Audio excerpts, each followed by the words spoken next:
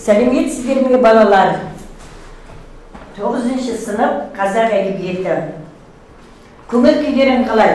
Жақсы. Олай болса, сабағымыз бастайық. Әдебиет зерттеуші Зейнолла Қабдылов, әдебиет адамды танытушы, адамды таныта отырып тәрбиелейді. Әдеби шығарма адамды танытып қана қоймайды, оның көзқарасына ықпал етеді. Бүкіл өмір тіршілігіне әсер етеді және барлық ой қиялды, сыр сезімін баурайды, із қалдырады дейді. Осындай сезімге ұялататын сабағымыздың куәсі боласыздар. Олай болса, балалар, мына бейнебаянға назар аударыңыздар.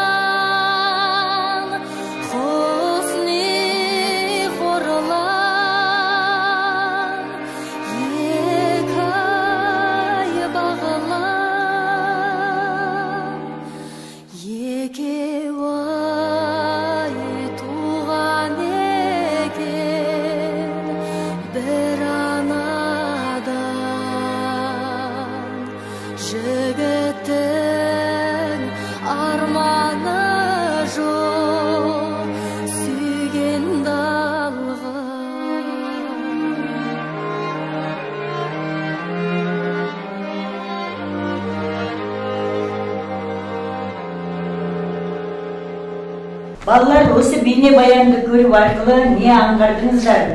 Бүгінгі сабағымыздың тақырыбын қалай болжап едіңіздер? Айкөркем айта ғой. Мен бұл бейнебаянның белгілі режиссер Ақан Сатаевтың «Жау жүректің бала» фильмінен алынғанын байқадым. Бұл бейнебаянды көре отырып, бүгінгі сабағымыз махаббат тақырыбының аясында өтетінін, ал бұл әнді тыңдап отырып, ал дәл сол махаббат Естай мен Қорланның махаббаты екенін болжадым. Жақсы. Онда бүгінгі өтетін сабағымыздың тақырыбы Мұхтар Шахановтың «Ғашықтық ғаламаты» поэмасының мазмұны мен айтар ойы. Осы сабақта қол жеткізетін мақсаттарың мынадай: көркем мәтінді талдап оқу, шығармадағы объективті идеяны көркемдік шешімді айқындау. Бағалау критерийі: көркем мәтінді талдай оқи алады, шығармадағы объективті идеяны көркемдік шешімді айқындай алады, бүгінгі күнге байланысты жағдаяттарды мысалға келтіреді, өткенді бүгінмен байланыстырып, дәлелді пікірлер айтылады. Балалар, сендердің ақын туралы қандай білімдерің бар екен? Сол ақын туралы қандай мәлімет білесіздер? Сол туралы білімдеріңді топтау әдісі бойынша ақын туралы мәліметтерді топтастырыңдар. Кәне? Мұхтар Шаханов ол ақын. Ол әдеби жанрында өте көп шығармалар жазған. Оған дәлел болатын «Бақыт», «Сырдария», «Ғашықтық ғаламаты» атты шығармалары көпшілік жұртқа мәлім екенін бәріміз білеміз. Поэзия жанрында шығарма жазған ақын. Дұрыс, бірнеше шығармаларын атап өтті. Кәне, басқа Мұхтар Шахановтың басқа қайғылы бар тағы да? Айта ғой, Айзат. Мұхтар Шаханов сонымен қатар қоғам қайраткері. Оған дәлел ретінде оның Балқаш және Арал проблемаларын көтергені және осыған орай 1988 жылы Балқаш және Арал проблемалары жөніндегі қоғамдық комитеттің төрағасы болып сайланғанын айтсақ болады. Және де сол жылы, яғни 1988 жылы қазақтың ұлттық мейрамы Наурыз мерекесін осы қазақ ұлтына қайтаруға ықпалын тигізгенін де айта кетсек болады. Дұрыс айтасың. Мұхтар Шаханов қоғам қайраткері. Осы қоғам қайраткерлері жөнінде мәліметті кім тағы да өрбіте алады? Арай? Мұхтар Шаханов ұлттың игілігі үшін желтоқсан көтерілісі секілді ғаламдық мәселелерді қозғай отырып, Олжас Сүлейменовпен бірлесіп Халық Конгресі партиясын құрған, түркі әлеміне ерен еңбегі үшін атағына ие болған қазақ халқының өр тұлғасы. Тағы да қай қырынан қарастыруға болады? Ақмарал айта ғой.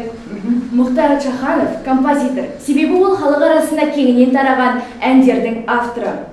Және де сол жұртшылыққа таныс өлеңдерді айта кетсем, Гүлдәурен, туған күн кешінде, мен ғашық едім, тағы басқа. Жақсы, тағы кім толықтыра кетеді? Әсем айта ғой. Мұхтар Шаханов ұлт жанашыры, тіл жанашыры. Дұрыс айтасыңдар. Біраз мәлімет біледі екенсіңдер. Енді балалар ардыларыңызға мәтінді қойып қойдым мен сендерге. Сол ардыларыңдағы мәтінге қараңдар. Біз қазір рөлге бөліп оқимыз. Рөлге бөліп мәнерлеп оқисыңдар. Кейіпкерлердің рөлді ойнап мәнерлеп оқи алу керек. Бұнда талап. Енді біз білесіңдер, өздерің жұртшылар таңғы жиында біз ақын жазушылардың өлеңдерін жатқа оқитын тұрмыз. Рөлге бөліп оқитын тұрмыз. Жаттағаныңда болар. Біз кәне рөлге бөліп оқиық. Кім оқиды? Сен кімнің рөлін оқытың келеді? Автор. Сен? Мен әйелдің рөлін ойнаймын. Сен? Мен Исайын. Кәне онда бастайық. Дауыс мәнерлеріне, анық оқылуына бәріне мән беріп отырыңдар балалар. Түсініктілігіне. Атақты Қорлан әнінің авторы Естай ақын 72-ге келіп, тіршілікпен қоштасар шағында аласырып, жан-тусын Нұрлыбекті іздепті. 2 күндік қашық жерде тұратын Нұрлыбек аттан құлап, аяғын сындырып алғанына қарамастан, арбаға жамбастай жатып, досына жеткен екен.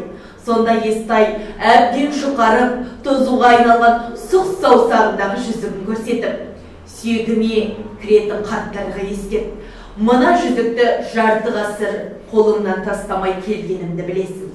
Ендеше қалған ғасырларда да саусағында жарқырап жатсын. Ұлы сезімін кішкене жүзігіне сыйдырған қайран Қорланым-ай деп ақыл тегіл жылапты. Бірде Евгений Евтушенконың үйінде шетелдік достармен болған бас қосуда мен осы оқиғаны әңгімеледім.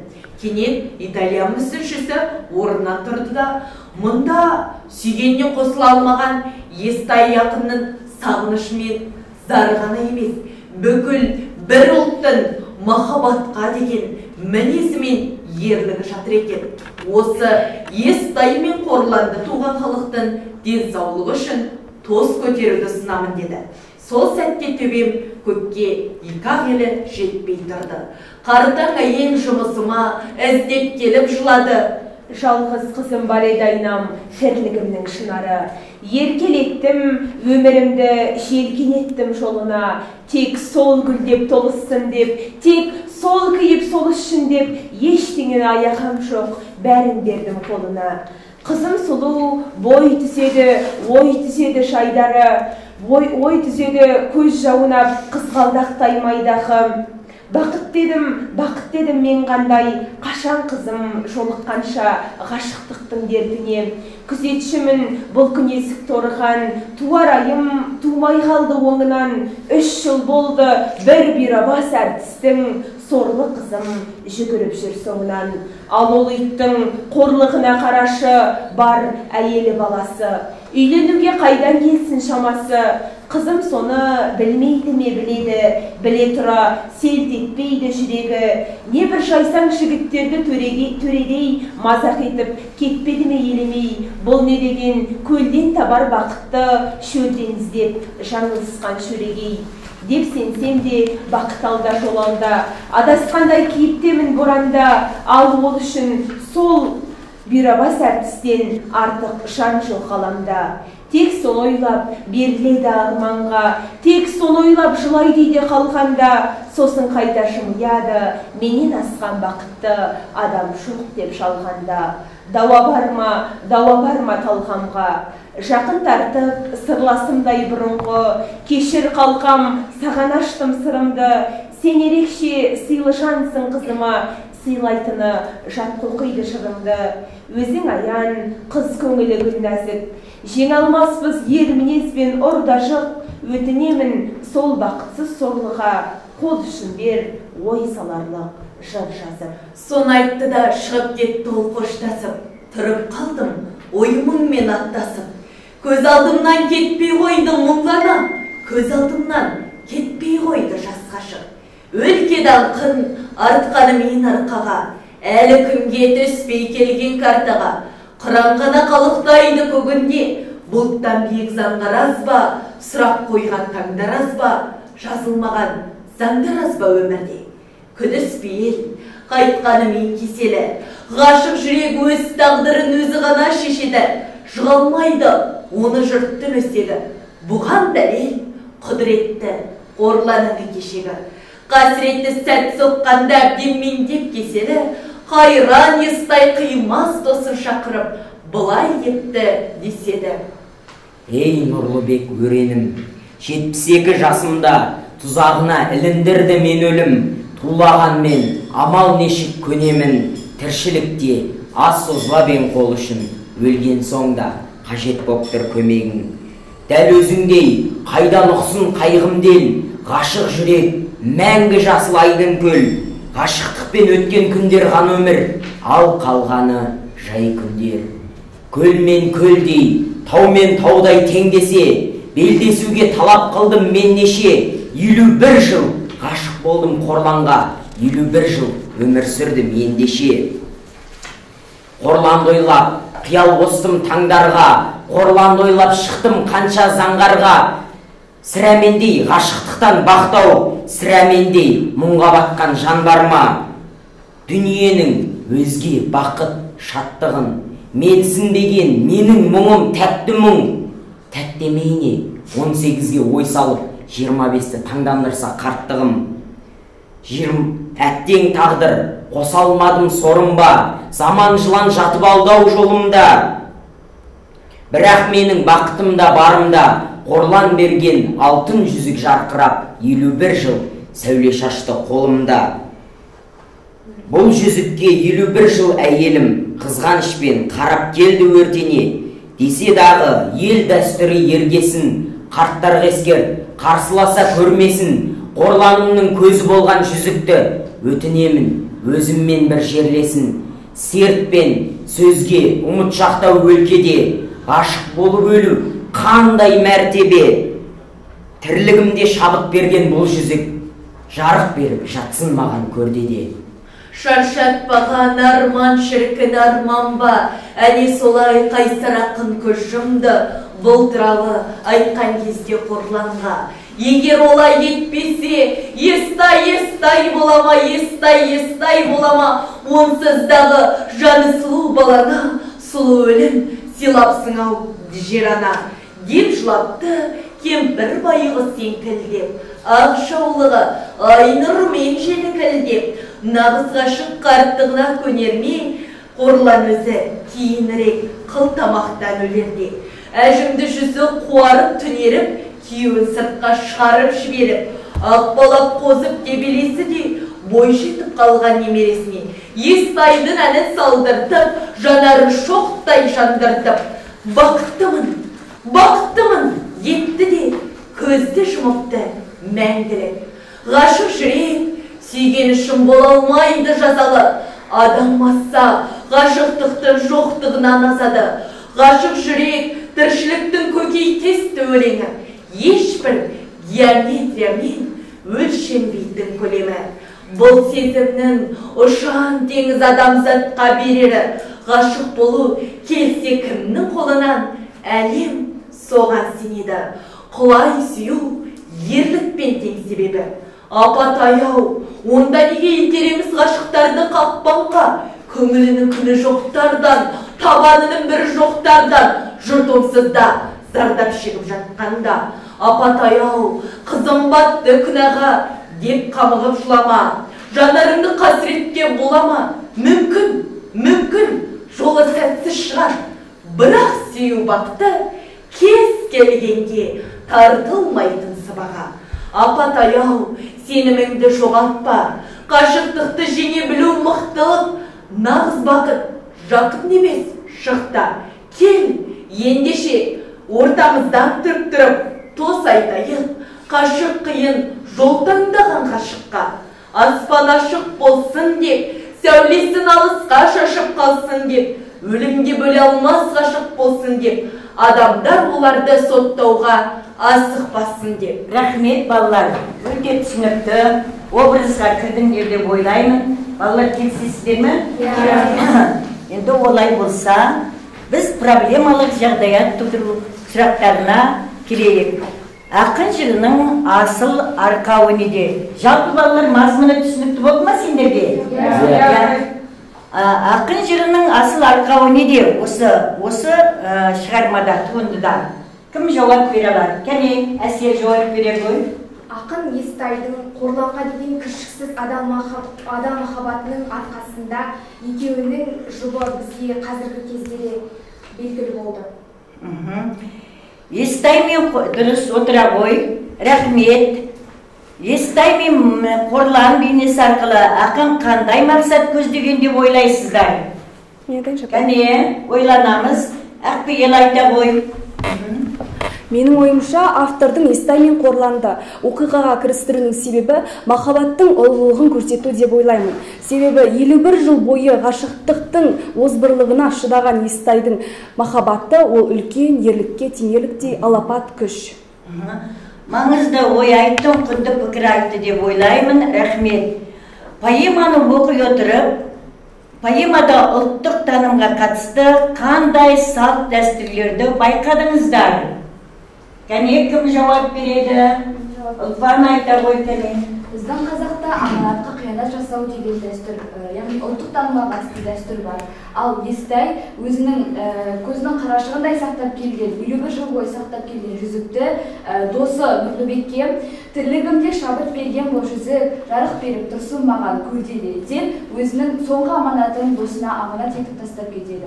Және де сонымен қатар осы қартаң әйелдің жалғыз қызын қызғалдақтай құлпыртып тұрып өсіруі де біздің қазақтың ұлттық танымына кіреді. Қыз баланы төріне шығарып, қызғалдақтай құлпыртып, қатарының алды болуды қалайтын халықтың бірімізге. Енді поэманы оқи отырып, кей оқырман автордың өзіне қарсы келуі мүмкін бе? Отбасы бар ер адамға қыз баланың ғашық болуы жат нәрсе деп айтуға әр адамны құқылы ғой деп ойлаймын өз басым. Қалай ойлайсыңдар сендер, кәне? Апаймайсың. Балжан. Қарсы келуі мүмкін. Дегенмен, автор қыздан көрсе қызарлық, не құмарлығын айтып отырған жоқ. Бұл жердегі махаббаттың, пәк сезім махаббаттың тереңдігін айтып отыр. Және де ол ойын ғашық жүрек сүйген үшін бола алмайды жазалы, адам азса ғашықтықтың жоқтығынан азады деген оймен қорытындылайды. Дұрыс айтады. Жерде ақын жеңілтектікті, көрсе қызарлықты айтып отырған жоқ, ұлы махаббатты көрсеткісі келіп отыр. Аллар, енді ақын жүрегінің ғашықтық сезімін осындай шабытпен жырлауы не деп ойлайсыңдар? Бегарыс айта ғой. Автордың бұл поэманы мұндай шабытпен жазуына қыздың басынан өткен махаббат оқиғасы түрткі болды. Ол махаббат сезімін қандай алапат күш екенін жеткізгісі келді. Және де бұл поэманың жазылу себебі қыздың ғашықтық сезімі болса, оған шабыт берген Естай мен Қорланның өшпес махаббаты. Дұрыс айтады. Керемет, ұлы махаббат паш етіліп отыр, Енді балалар, тапсырмаға көшейік. Кез келген тапсырманы орындағанда оның критерий мен дескрипторын есепке алып отыруымыз керек. Бірінші тапсырмаға келетін болсақ, көркем шығармаға сатылай кешенді талдау жасау. Дескриптор шығарманың тақырыбын, идеясын, жанрын анықтай алады, шығарманың композициялық құрылысына талдау жасай алады. Кішкене ойланайық. Кім айтады? Жазыңдар, кішкене дәптерлеріне жазып отырыңдар.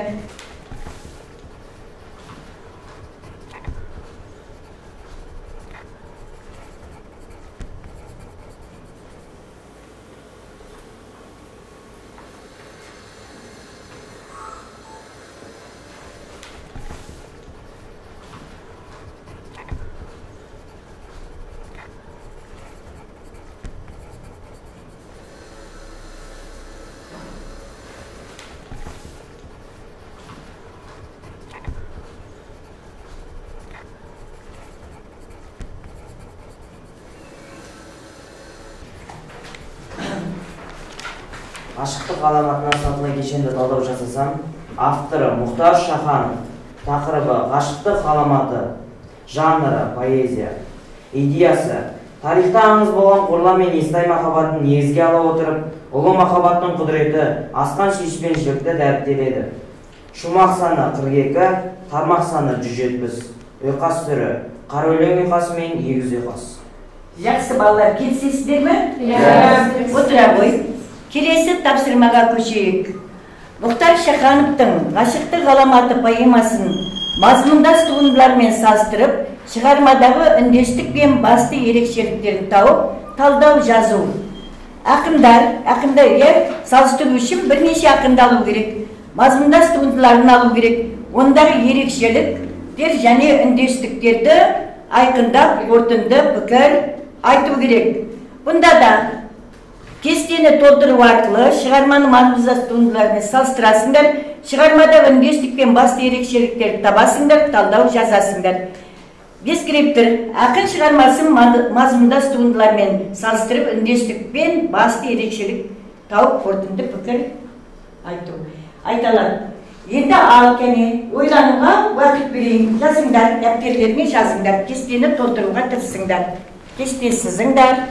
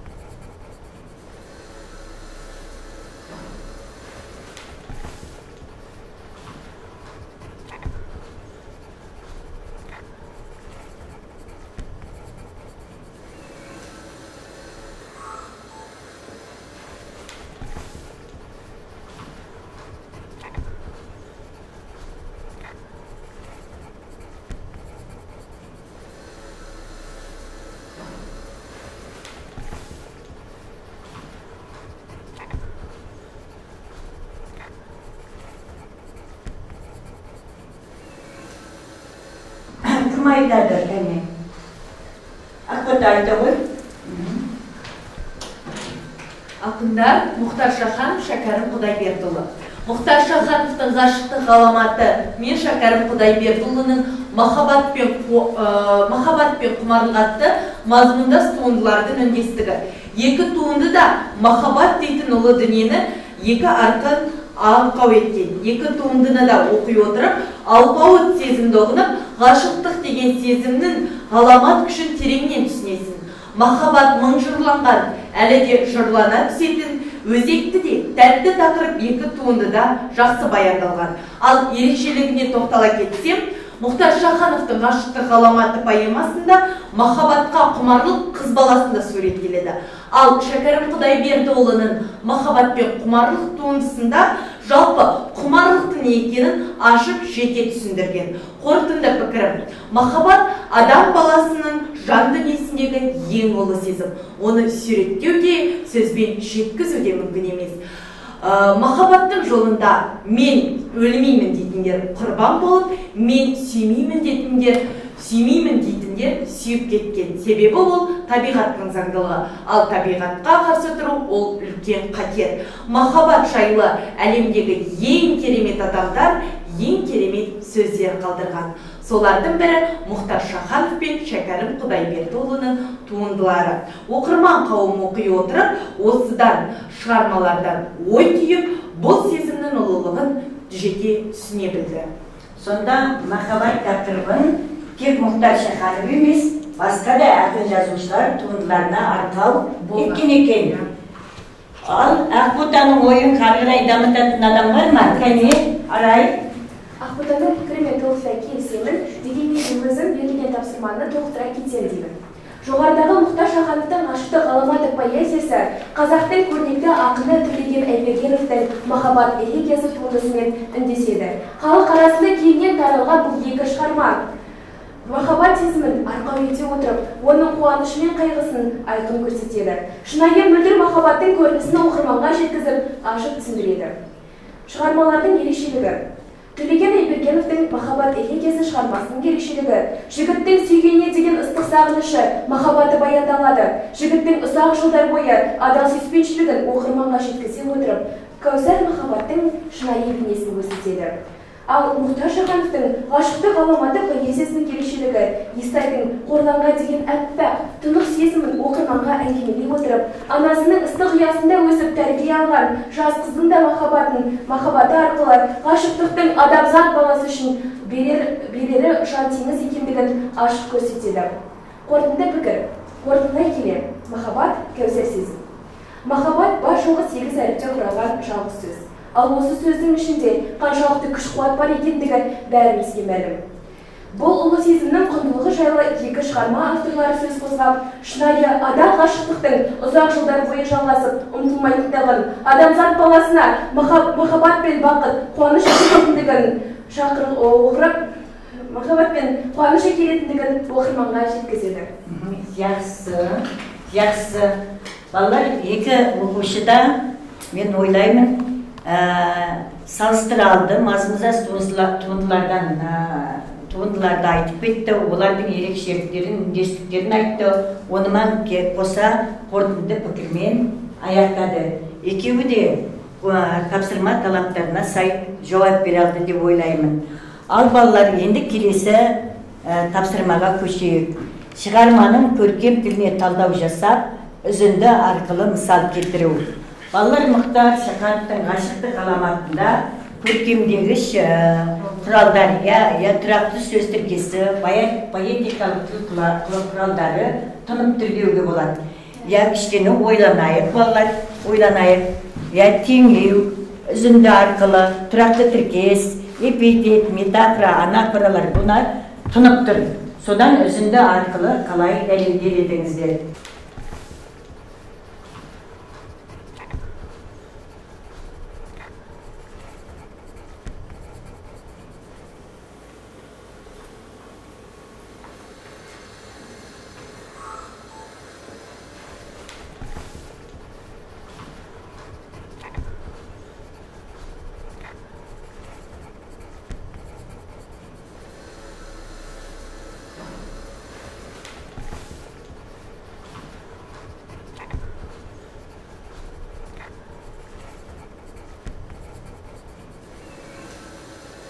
Кім жауап бере алады? Кім жауап бере алады? Бекарыс, баста. Алдымен тұрақты сөз тіркестеріне ережесін тоқтала кетсем, орын жағынан әбден қалыптасқан, өзгертуге келмейтін, бір мағынаны білдіріп, бір ғана сөйлем мүшесі ретінде қолданылатын тіркесті тұрақты сөз тіркестері деп атаймыз. Бұл шығармада тұрақты сөз тіркестері мыңнан жетеді. Олардың біріншеуіне тоқтала кетсем, қызым сұлу, бой түзеді, ой түзеді жайдары, ой түзеді көз жауына қызғалдақтай майдағы. Мұндағы көз жауын алу тұрақты тіркеске жатады, мағынасы көркем әдемі. Келесі, күзетшімін, бұл күн есіп торыған, туар айым толмай қалды онынан. Айы онынан туы тұрақты тіркес, мағынасы жолы болу. Жанарын шоқтай жандырып, бақыттымын депті де көз жұмыпты мәңгіріп.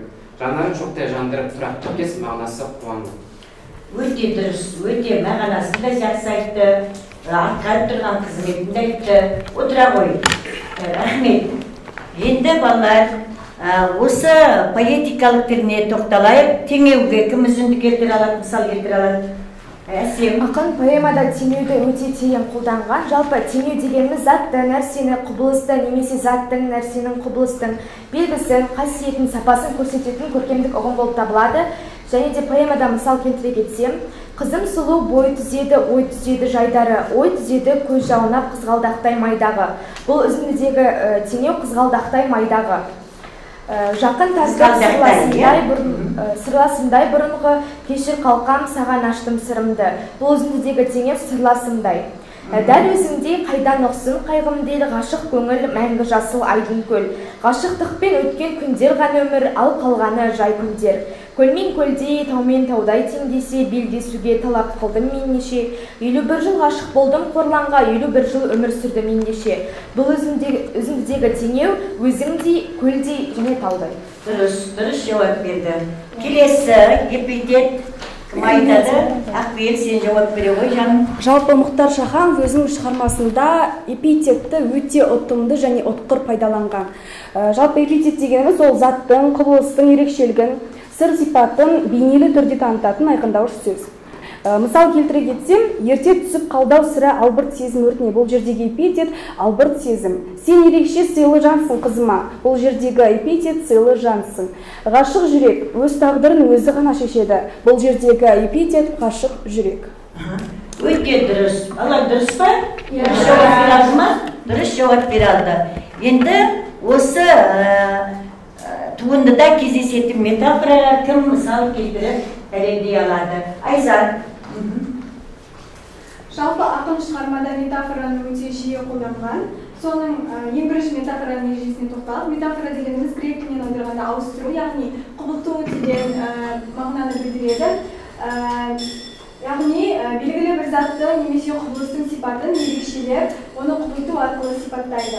Ал мәтінге мысалдар келтірсем, жалғыз қызым паридайынан тірлігімнің шынары еркелеттім, өмірімді желкенеттім жолына үзіндісіндегі тірлігімнің шынары бізде метафора болады.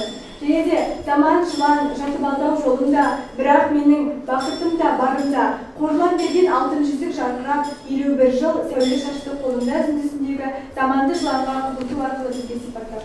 Жақсы, өте ұтымды үзінділерді алғансыңдар. Поэтикалық тіл шебер қолданылған жерлерді таңдапсыңдар.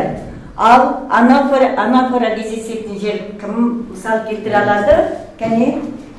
Автор Мұхтар Шаханов өз туындысында анафораны шебер әрі ұтымды және кеңінен қолдана білген.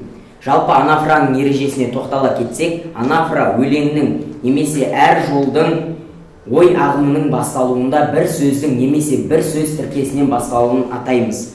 Оған өлеңнен мысал келтіре кетсем, тек сол гүлдеп толсын деп, тек сол күйсін, сол ішсін деп.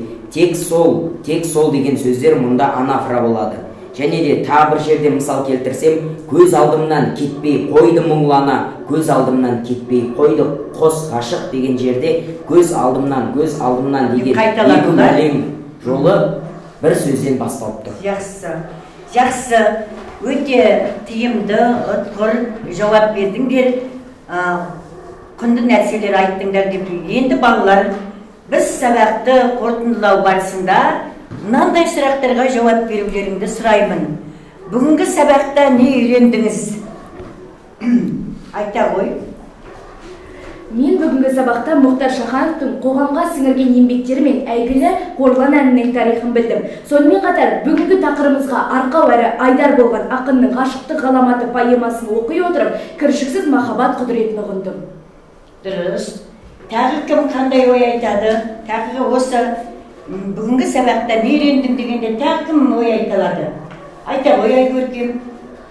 Біз бүгінгі сабақта тек әдебиет, өзіміздің әдеби жанрдағы білімімізді толыстырып, ғашықтық ғаламаты поэмасын оқып қана қоймай, өзіміздің ұлы сезім, махаббат сезімі жөніндегі таным көкжиегімізді одан әрі кеңіттік деп ойлаймын. Дұрыс айтасың. Енді екінші сұраққа келетін болсақ, сіз үшін бүгін не қиын болды? Тағы не білгіңіз келеді? Әсем айта ғой. Осы сабақта мен үшін аса қиындықтар туындамады. Қайта махаббат атмосферасына малынып, махаббат психологиясын басқа шығармалар мен материалдарды оқи отырып, одан да жақсы танып білгім келеді. Жақсы. Олай болса, келесі сұраққа ғой.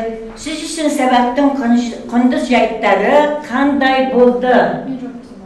Кәне, Ақбот айта ғой.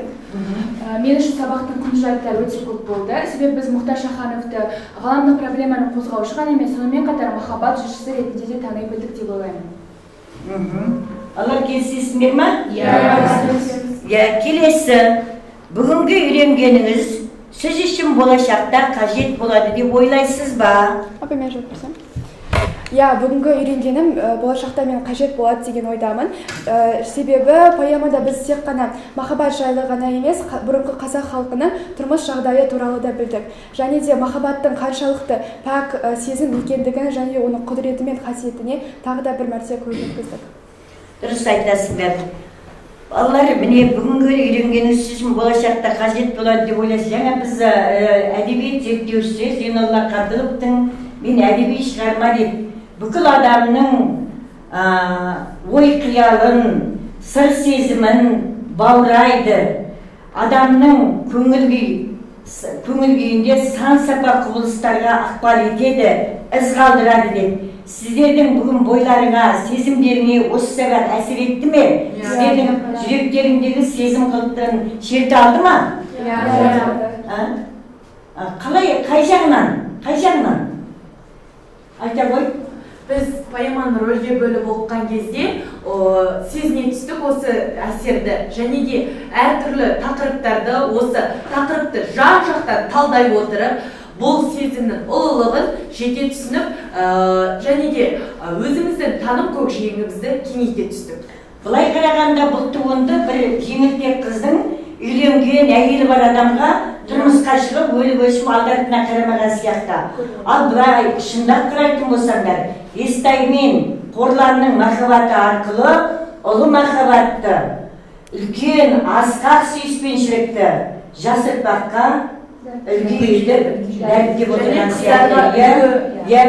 Бір қырынан жеңіл-желпі қалай салуға болмайды. Шығарманы қалай болса солай қарай салуға болмайды. Бұл шығармада үлкен танымдық тәрбиелік мәні бар. Сендер міне өте жақсы түсінген екенсіңдер балалар. Енді мына жерде осы тақырып бойынша тағы да қандай ақпарат көздерін оқисыздар? Міне біз махаббат туралы таусылды, Мұхтар Шаханов қана айтқан, біз осыны білдік, болдық деп ойлаймыз ба балалар? Ал қандай? Жалпы осы ұлы жазушылар мен ақындардың жазған, жазып кеткен шығармаларын немесе өлеңдерін оқи отырып, осы ғашықтық ғаламаты поэмасымен салыстырып талдаймын деу жоспарымда бар. Ал енді осы балалар өздерің өткен білімдеріңнен, немесе алған мәліметтерінен қандай ғашықтық туралы шығармаларды білесіңдер? Тіпті бізді ауыз әдебиетінде де ғашықтық туралы шығармалар тұнып тұр ғой. Қыз жібек дұрыс айтасың. Еңлік қалқаман мамыр, дұрыс өте сендер өткен мәліметтерді жақсы біледі екенсіңдер балалар. Енді үйге тапсырма бермес бұрын мен сендерді міне бағалап алайын. Міне Ұлпан, Ақбота, Санжар, Айзат, Арай, Әсел, Бегарыс, Айгөркем, Ақбота, Әсем, Сәлимай, Ақмарал, Талғат, Балжан, Ақбел, бәріңде тапсырманың талаптарына сай жауап бердіңдер. Құнды пікірлер айттыңдар, маңызды ойлар айттыңдар. Мен сендерге ризамын, рахмет айтам. Енді балалар, үйге тапсырма алыңдар, жазып алыңдар. Мына өлеңді жазып алыңдар. Қыз үлесі қашанда болуана, ол үшін жоқ сүюдің жолы жаңа. Жаным деген жігітті жат көрмеңдер, өзі сүю қыздардың сорғана деген өлең жолдарын айдар ете отырып, еркін тақырып таңдап, шығарма жазасыңдар. Балалар, осы өлең жолдарын жазып алыңдар. Бұл өлең жолдары тақырып емес. Бұл тақырыптың тақырып таңдайсыңдар. Бұл тақырыпқа қатысты, шығарманың тақырыбына қатысты айдар. Білесіңдер ғой? Енді осы айдарды ала отырып, еркін тақырыпта шығарма жазасыңдар балалар. Шығарманы жоспар құру шарт емес. Өйткені біз еркін тақырыпта жазылған шығармаға жоспар құрмаймыз балалар, жоспар құрмаймыз. Жазып алыңдар. Өйткені сендердің шығармағының айдары етіп алатын болғандықтан, сендерге бұл өте қажет. Бәріңді жазып алыңдар. Жаздыңдар ғой, Қазір бәріңді жаздыңдар, кәлем көріп шығайын мен. Бәріңді жаздыңдар. Өлең жолдарының мазмұны сіздерге түсінікті ме? Олай болса, балалар, бүгінгі сабақ өз мақсатына жетті деп ойлаймын.